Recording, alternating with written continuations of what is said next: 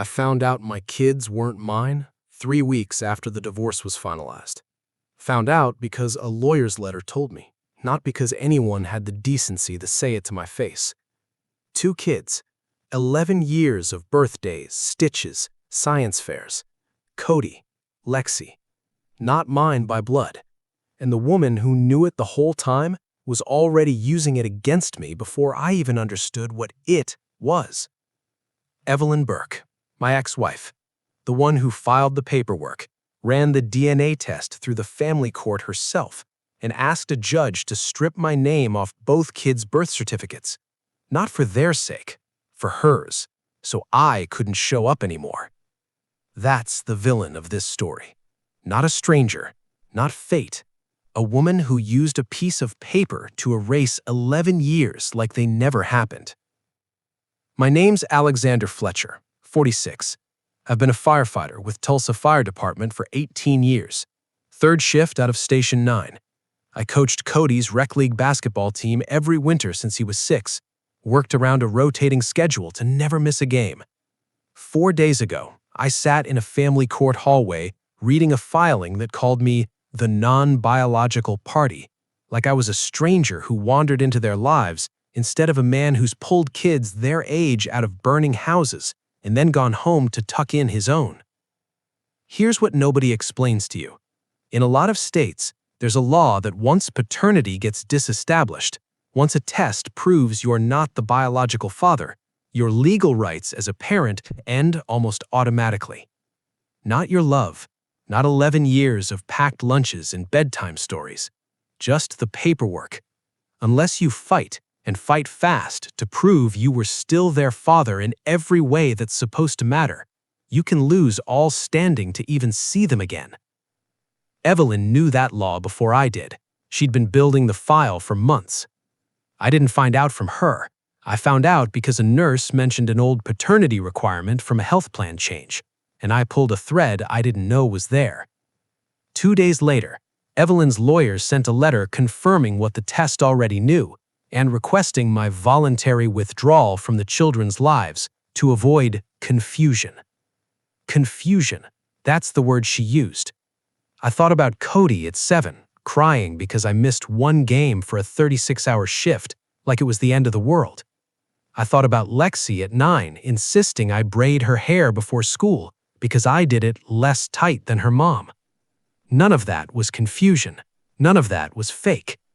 But somebody spent months planning how to make it disappear on paper, and I needed to find out why she wanted me gone that badly before a judge decided I already was.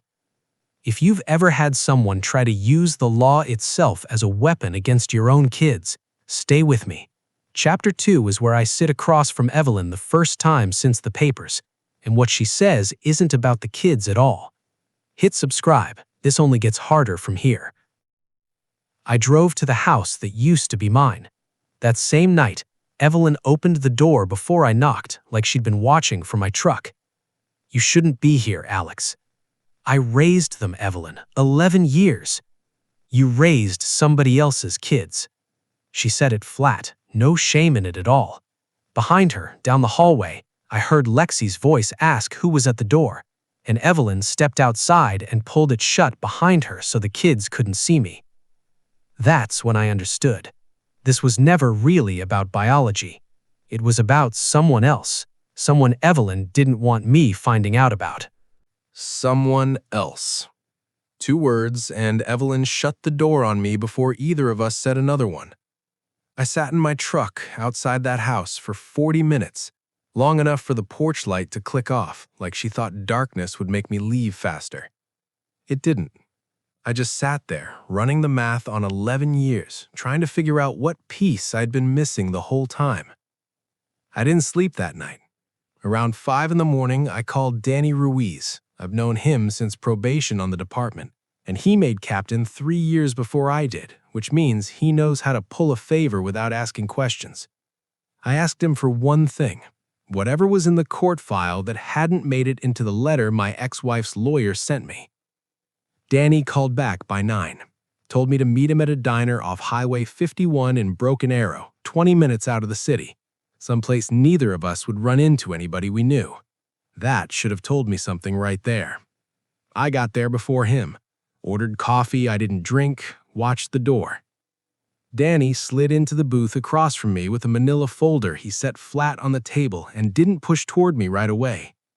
"Before I hand you this," he said, "you need to understand I'm not supposed to have it.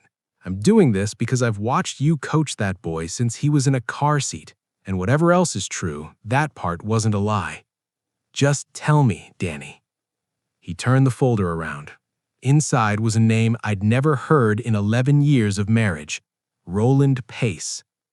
"Guy's been in and out of Evelyn's life since before you two got married," Danny said. "Court files got a paternity acknowledgement he signed voluntarily 8 months ago, signed it quiet before she ever filed anything against you. He's not just the biological father, Alex. He petitioned the court for visitation rights the same week your name came off the birth certificates." I felt something in my chest go very still, the kind of still I've only felt twice before. Once pulling a kid out of a house on Delaware Avenue that didn't make it, and once standing at my own father's funeral. That kind of still where your body knows something before your mind catches up. "She didn't do this to be with him," I said, because I could see it now, the whole shape of it. "She did this so he could take my place."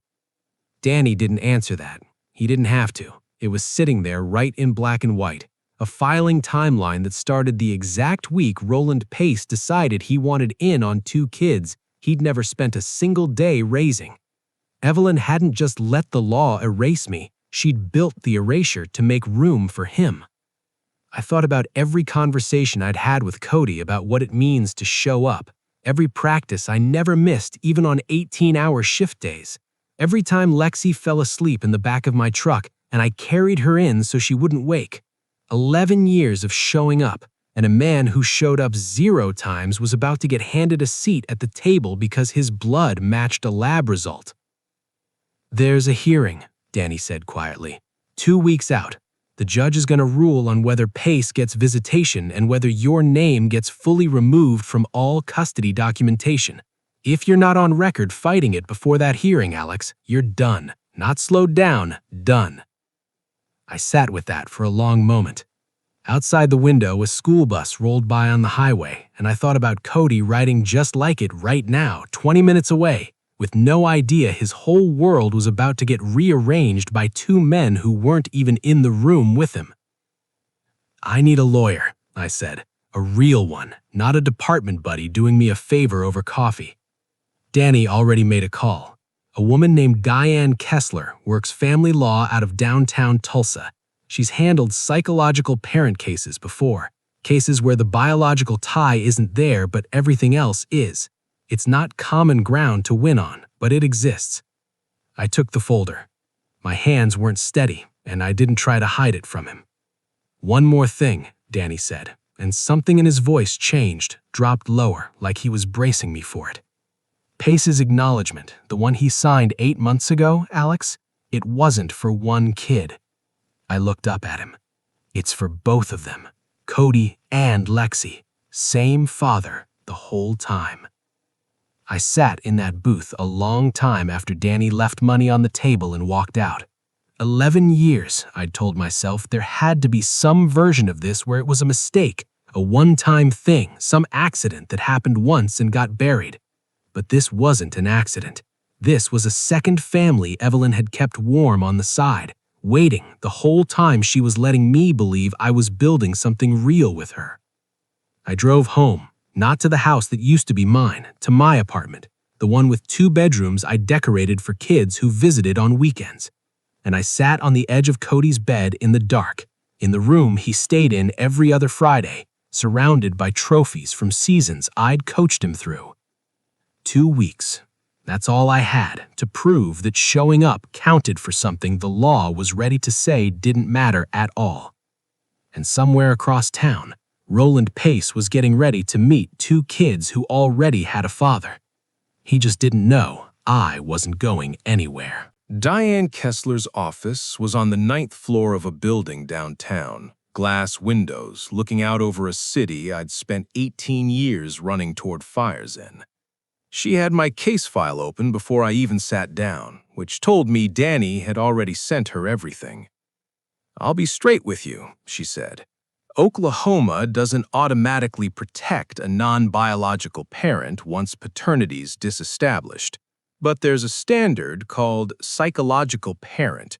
Courts have recognized it in a handful of cases where someone raised a child as their own, day in and day out, and the child has a bonded, dependent relationship with them.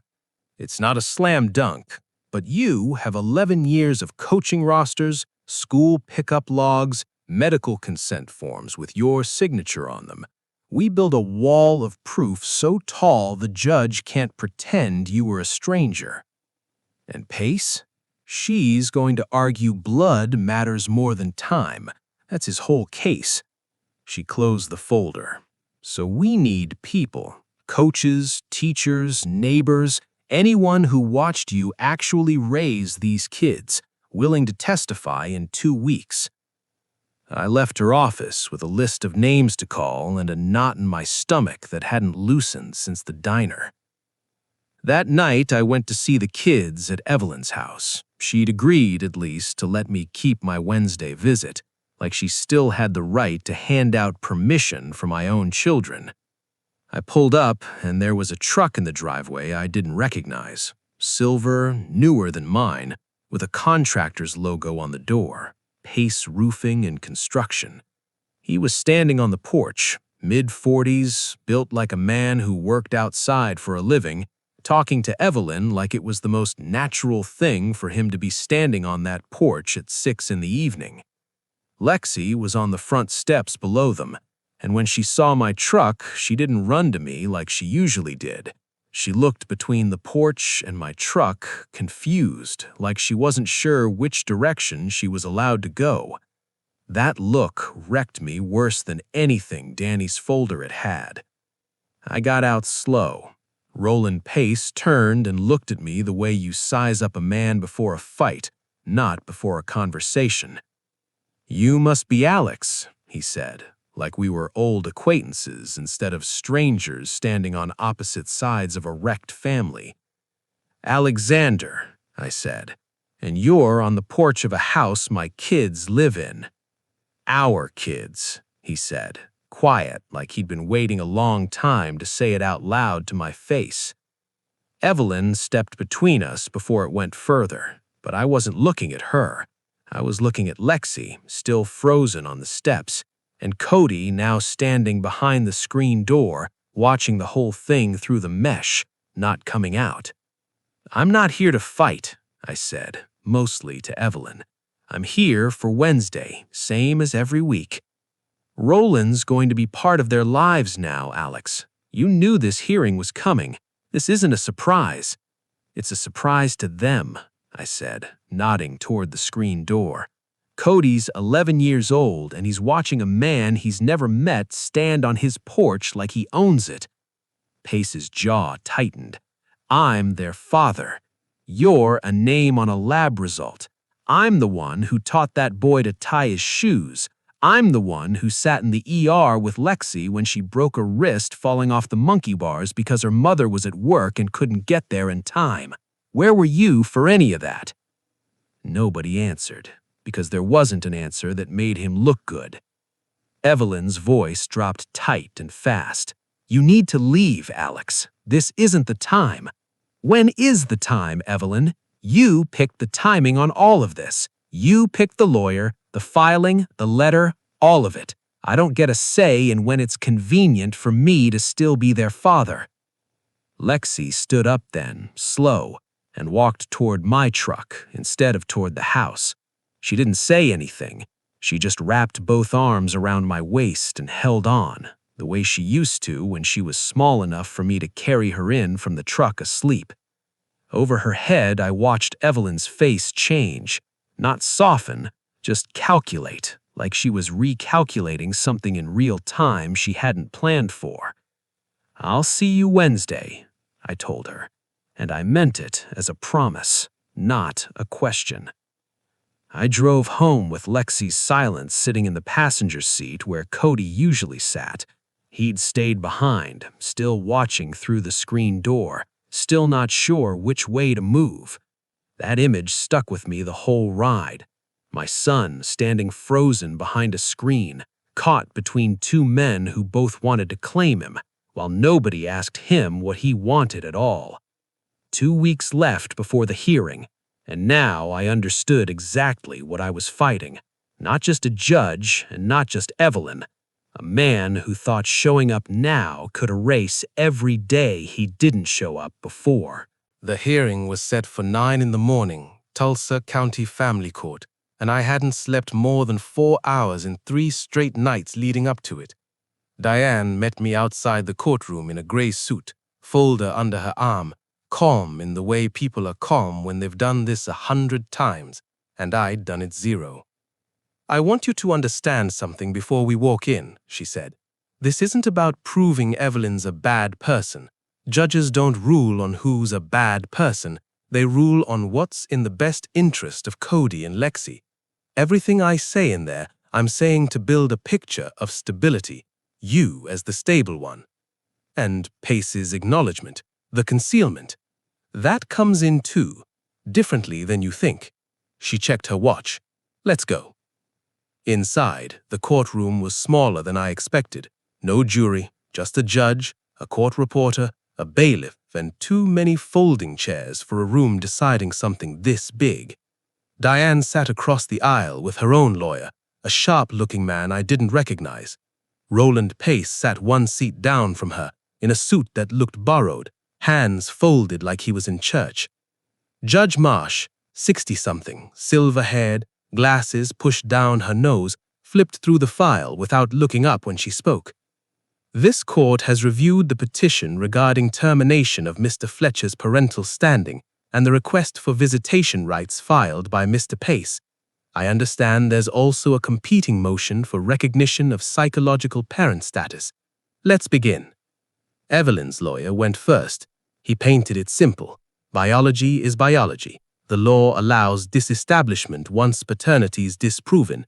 Pace has a legal claim as the actual father, and continued involvement from a non-biological party creates confusion for the children. There was that word again, confusion, like 11 years of bedtime stories was a scheduling conflict. Then Diane stood. "Your Honor, I'd like to enter into records something relevant, not to punish anyone, but to establish a timeline the court should understand." She held up a document. 8 months before Mr. Fletcher was ever informed of the paternity discrepancy, Diane Burke facilitated a private paternity acknowledgement between herself and Mr. Pace for both children. She knew the truth for 8 months and said nothing to my client. During that same period, Mr. Fletcher continued full parental responsibilities, school pickups, medical decisions, coaching, all documented here. She set down a stack that made a solid sound against the table. This isn't a case of a father who found out and stepped back. This is a father who was deliberately kept in the dark by someone building a legal case to replace him. Evelyn's face didn't move, but her hands, folded in her lap, went white at the knuckles. "Your Honor," Diane continued, "the relevant legal standard here isn't only biology. Oklahoma courts have recognized psychological parent status, where a party has functioned without interruption as a child's parent, and where the child holds a substantial, dependent bond with that party. I'd like to submit sworn statements from Mr. Fletcher's fire captain, from both children's school counselor, and from 3 coaching colleagues, all attesting to 11 years of continuous, hands-on parenting." The judge took the stack, flipping slowly, reading longer than I expected her to. Then she looked up, not at Diane, not at Evelyn's lawyer, at me. "Mr. Fletcher, I'd like to hear from you directly if you're willing." Diane nodded at me. I stood up on legs that didn't feel entirely like mine.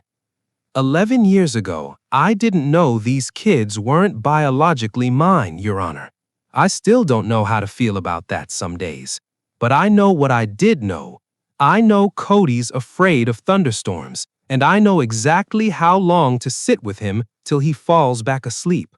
I know Lexi won't eat eggs unless they're scrambled soft, and I know she broke her wrist in 3rd grade, and I was the one who held her hand in the ER because her mother couldn't get off work in time. I've missed birthdays for house fires, not for indifference. I've never once in 11 years treated those kids like they were anything less than mine, because to me, they never were. I stopped, made myself breathe. Mr. Pace signed a piece of paper 8 months ago. I signed up for fatherhood the day each of them came home from the hospital, and I never stopped showing up since. The courtroom was quiet enough to hear the air conditioning cycle on. Judge Marsh finally spoke. This court will take a recess to review all submitted materials. I want a follow-up custody evaluation completed within 10 days. Home visits, interviews with both children separately without either parent present. I'll issue a ruling after that evaluation is complete. 10 days. Not a ruling today. Not the closure I'd driven in hoping for. Outside the courthouse, Diane put a hand on my shoulder. That's actually good, Alex. She's not leaning toward a fast dismissal of your claim. If she was going to side with Pace outright, she'd have ruled today. I nodded, but my mind wasn't on legal strategy anymore. It was on one line from the judge's order. Interviews with both children separately without either parent present, which meant in 10 days, Cody and Lexi were going to sit in a room with a stranger and be asked in their own words who they considered their father, and I had no idea what either one of them was going to say. 10 days felt longer than the 11 years that got me there. I didn't sleep the night before the evaluator's report was due. I sat in Cody's room again, in the dark, in the apartment with the 2 bedrooms, and I thought about every version of what he might have said to that stranger in a quiet office with no parents allowed in the room. Diane called me at 8 a.m. "Report's in. Judge wants us back in court at 11. I've read it, Alex. And I'm not going to tell you over the phone. Get down here." I drove to the courthouse not knowing if I was walking into the best or worst morning of my life.